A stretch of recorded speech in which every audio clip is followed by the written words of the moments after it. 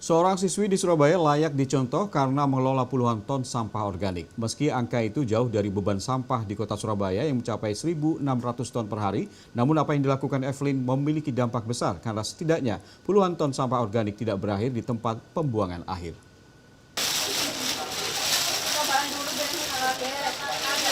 Tangan kecil Evelyn Anuriadin tak henti bergerak mengolah sampah organik agar tak turut tertimbun menghasilkan gas metan yang bisa setiap saat memicu kebakaran di tempat pembuangan akhir atau TPA.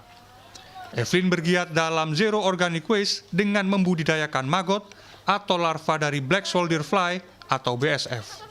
Ia berhasil mendorong sekolah dan teman-temannya di Madrasah Sanawiyah Negeri 3 Surabaya membuat bengkel maggot untuk mengolah sampah organik di sekolah dan di rumah-rumah mereka. Selepas sekolah, dengan diantar ibunya, ia memungut sampah-sampah organik dari pasar dan penjual buah. Siang itu, Evelyn mendapatkan kupasan kulit buah dari penjual nanas tak jauh dari sekolahnya. Meski mendapatkan banyak cibiran dan dianggap aneh, semangat Evelyn tak surut. Tentu apa yang Evelyn jalani tak lazim dilakukan anak seusianya. Jawabnya, ngapain malu? Kan aksi saya ini kan bisa membebaskan lingkungan dari sampah organik, juga dapat menguntungkan pedagang yang kebingungan untuk membuang sampah organik, jadi saya ambil ke tempat mereka.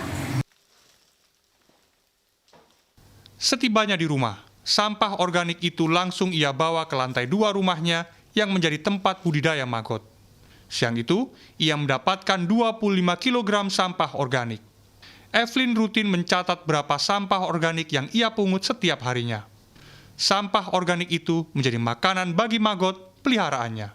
Mungkin Anda akan berpikir, bisa apa anak setara SMP ini mengubah keadaan? Tapi ingat saja yang sudah Evelyn lakukan. Sejak Januari lalu, total 23,5 ton sampah organik berhasil ia kelola sehingga tak berakhir di tempat pembuangan sampah. Sampah sebanyak itu ia urai dengan membudidayakan sekitar 622 kg maggot. Upaya keras Evelyn berhasil meyakinkan sang ibu, Jaria, yang awalnya marah karena jijik melihat larva maggot.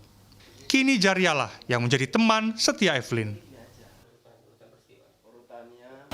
Karena di situ mental anak tersebut jadi kuat, Pak.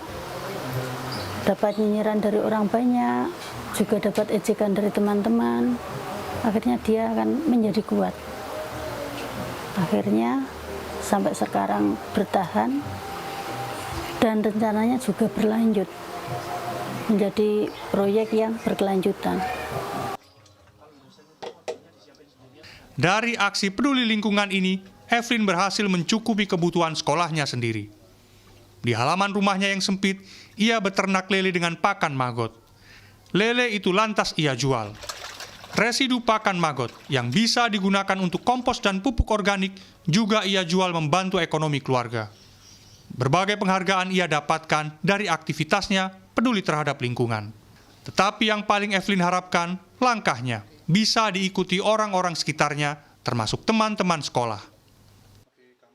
Sampah makanan tidak terbuang sia-sia, terus teruntuk pakan maggot, terus habis itu cara untuk merangkul teman-temannya yang awalnya tidak peduli dengan sampah jadi peduli.